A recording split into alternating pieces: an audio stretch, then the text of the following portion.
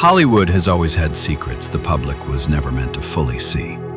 Behind the flashing cameras, behind the glamorous premieres and carefully crafted public images, there are sometimes quiet wars that continue for years. And occasionally, what begins as a simple disagreement on a movie set slowly turns into a legal battle powerful enough to divide all of Hollywood. A movie about domestic violence.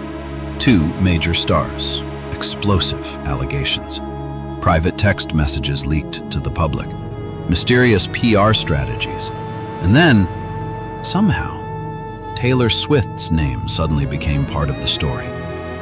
What really happened behind the scenes of It Ends With Us? Why did a lawsuit that seemed destined to become Hollywood's next massive courtroom showdown suddenly come to an end just 2 weeks before trial? And more importantly, has the public ever truly seen the full story? This is Real Criminal Story. The story begins in 2023, when production officially started on It Ends With Us, the film adaptation of the best-selling novel that quickly became one of the most anticipated Hollywood projects of the year.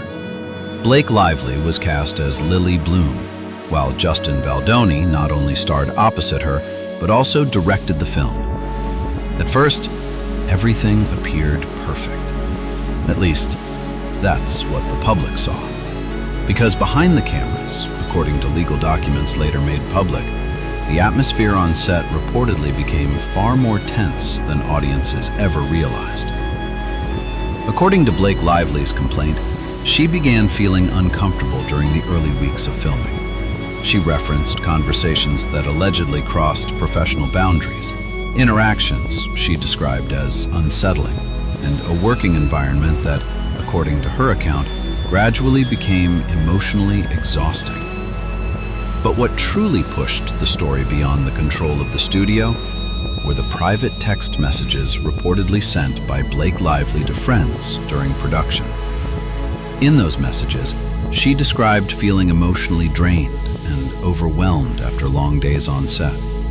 One exchange even suggested that she returned home in tears after filming.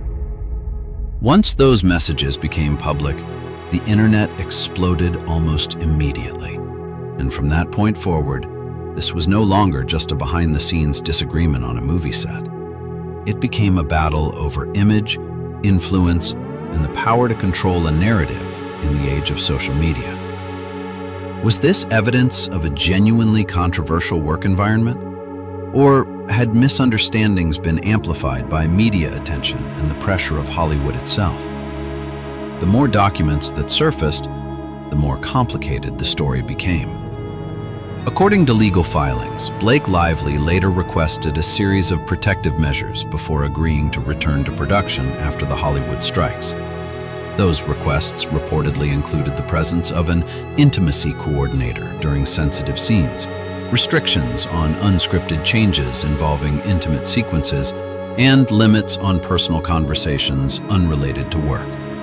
What caught public attention, however, was the reported response from the production company, which allegedly described many of those requests as reasonable. And that detail alone led to even more questions. If everything was normal behind the scenes, why were these changes necessary? But then, Justin Baldoni strongly rejected nearly all of those claims, and his version of events painted a very different picture.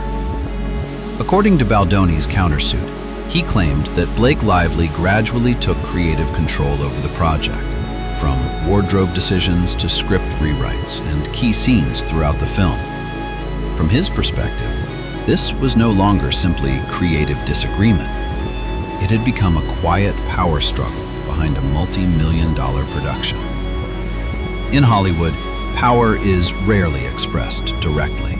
More often, it reveals itself through influence, relationships, reputation, and the ability to shape public perception. And perhaps that's what made this case so unusual. Then another surprising detail emerged. According to Baldoni, he was invited to Blake Lively's penthouse in New York to discuss the film. During that meeting, Ryan Reynolds, Blake Lively's husband, was allegedly involved in conversations about the script and direction of the movie. But that wasn't the most shocking part. Another high-profile friend was reportedly present during the meeting. At first, the name was never mentioned directly in legal documents, but media speculation quickly pointed toward Taylor Swift. And almost instantly, the situation stopped looking like a dispute between two actors. It began to resemble a power conflict involving some of the most influential figures in Hollywood. According to text messages revealed during discovery, some conversations allegedly referenced the use of celebrity influence and personal relationships as leverage during the filmmaking process. The internet divided even further. One side believed Blake Lively was speaking out about experiences that made her deeply uncomfortable during production. The other side believed Justin Baldoni was being overwhelmed by the influence and public power surrounding some of Hollywood's biggest stars. But then the story took another unexpected turn. According to Blake Lively's lawsuit, she claimed that after the film was completed, a coordinated online campaign was launched to damage her public image.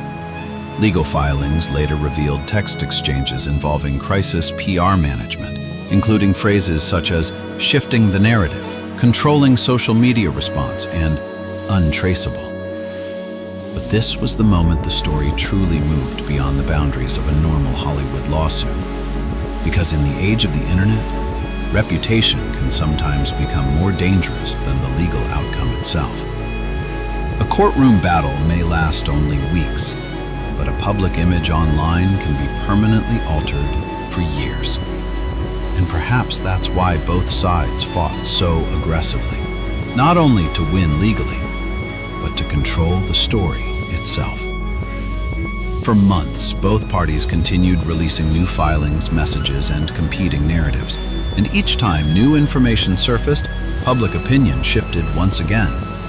At certain moments, the internet appeared to support Blake Lively. Then, only weeks later, public sentiment seemed to swing toward Justin Baldoni. Some people even began comparing the situation to the Johnny Depp and Amber Heard trial, a conflict fought not only inside a courtroom, but inside the court of public opinion. Whoever controls the narrative often controls the outcome. Then, in early 2026, the case took a major legal turn. A federal judge dismissed several of the claims related to alleged inappropriate conduct, not because the court determined who was telling the truth, but because of legal technicalities. According to the ruling, Blake Lively was considered an independent contractor rather than an employee, meaning certain workplace protection laws could not be applied in the same way. Within a short period of time, the entire direction of the case changed. What had once been described as Hollywood's next major trial suddenly lost much of its legal weight. Legal analysts suggested that if the case had proceeded to trial, much of the explosive content the public had followed online for nearly 2 years might never have appeared before a jury. Not every text message would have been presented in court. Not every allegation would have been debated publicly. And that led many people to ask a different question entirely. Was there still any real benefit to continuing the trial? Or had both sides realized that in Hollywood, the truth is sometimes less important than how the public remembers the story? Then on May 4th, 2026, just 2 weeks before jury selection, everything suddenly came to an end. Both sides reached a settlement agreement. There was no public admission of wrongdoing, no official winner, only a carefully worded joint statement emphasizing hopes for a more professional working environment moving forward. But that statement created the biggest question of all. If both sides believed they were right, why stop now? Some legal experts believe that after millions of dollars in legal costs, both parties understood the trial was no longer worth continuing. Others believe the real battle had already ended long before, not inside a courtroom, but online, in the eyes of the public.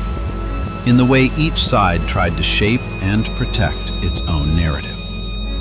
Even today, many questions remain unanswered. What really happened on the set of It Ends With Us? Has the public truly seen the full truth? Or are we all simply watching carefully selected fragments from both sides of the story? Perhaps only the people who were actually there know what truly happened. Or perhaps, in Hollywood, the truth was never the most important thing. What matters more is who the public chooses to believe in the end. And sometimes, the most dangerous stories do not end with a verdict. They end with silence. A silence powerful enough to keep the world arguing about it for years afterward. This is Real Criminal Story.